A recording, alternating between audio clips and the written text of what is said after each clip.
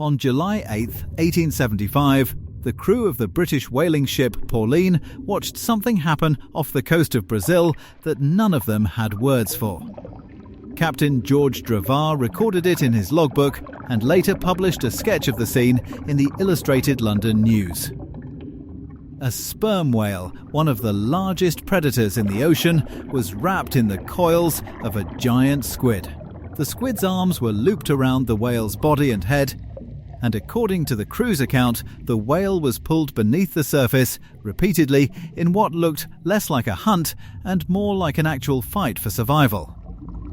That sighting remains one of the only detailed historical accounts of a giant squid appearing to physically overpower a sperm whale, rather than simply becoming its meal.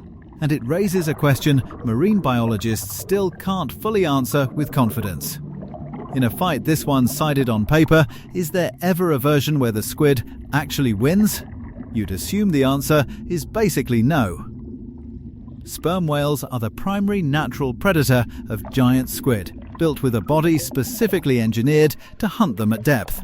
And giant squid are typically treated in nature documentaries as passive, doomed prey, something the whale simply locates and swallows.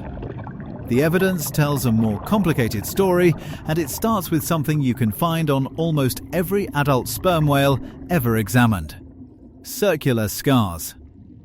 Dozens of them, sometimes hundreds, scattered across a sperm whale's head and body, each one matching the exact diameter and serrated ring pattern of a giant squid's sucker discs. These aren't faint markings, some are deep enough to have left permanent tissue damage.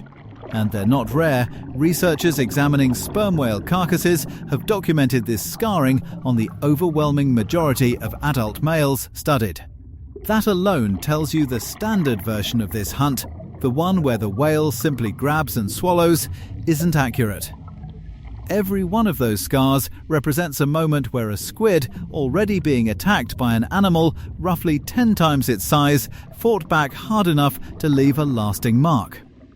So, if giant squid are clearly capable of inflicting real damage, why does the outcome still almost always favour the whale? Part of the answer is pure physical mismatch. An adult giant squid, even at its largest documented size of around 40 feet, including its extended feeding tentacles, weighs somewhere in the range of 600 pounds.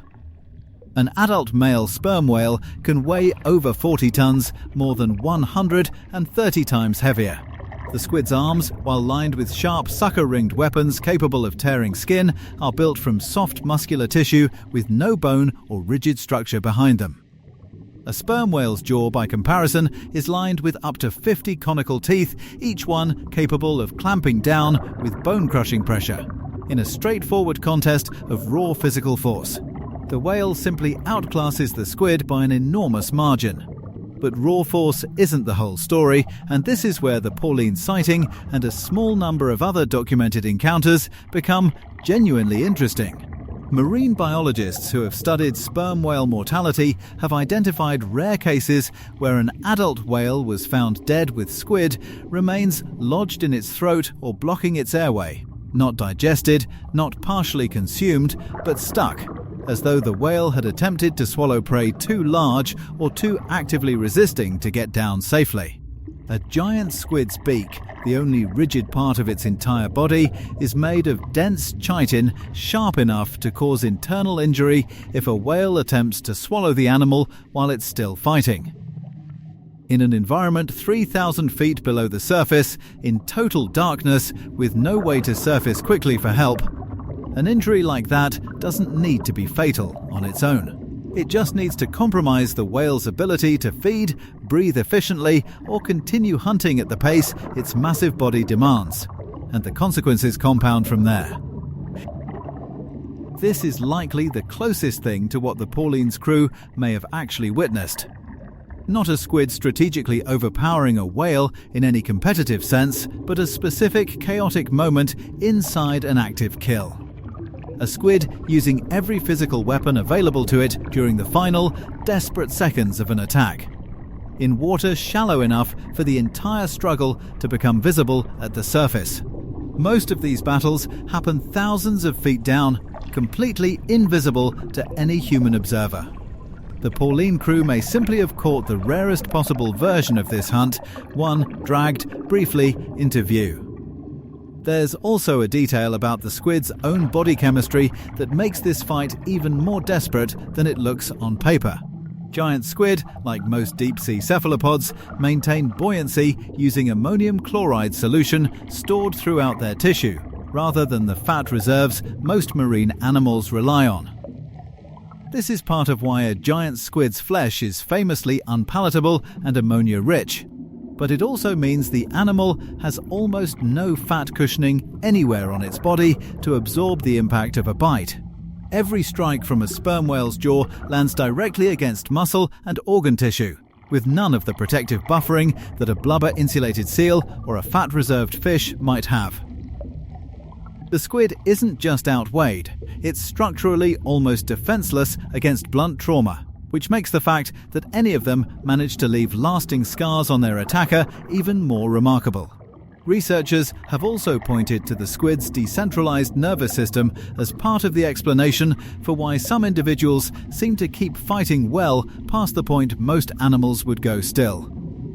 Roughly 2/3 of an octopus's neurons live outside its central brain, distributed through its arms, and cephalopods more broadly share some version of this architecture. A giant squid's arms may continue reflexively gripping, tearing, and constricting even after the animal has sustained damage that would incapacitate most creatures immediately.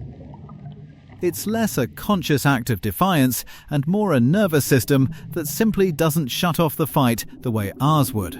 It wasn't until 2012 that scientists managed to film a live giant squid in its natural deep-sea habitat for the first time, using a specially designed low-light camera system off the coast of Japan's Ogasawara Islands.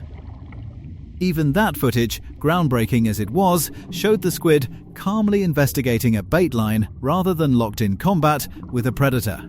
Actual documented squid versus whale combat, captured clearly and completely on camera, still does not exist anywhere in the scientific record. Almost everything we know about this fight comes from indirect evidence, scars, injuries, and a small handful of second-hand historical accounts like the one from 1875. So the honest answer is that giant squid don't win this fight in any lasting sense. The size gap is too large, and the outcome, in the overwhelming majority of documented cases, ends with the whale.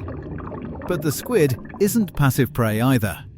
Every scar on every adult sperm whale is physical proof that this animal fights for every single one of those meals, using the only weapons it has in complete darkness against something more than 100 times its size. The Pauline's crew likely saw exactly what those scars have been quietly proving for a century and a half. The giant squid loses almost every time. It just refuses to lose quietly.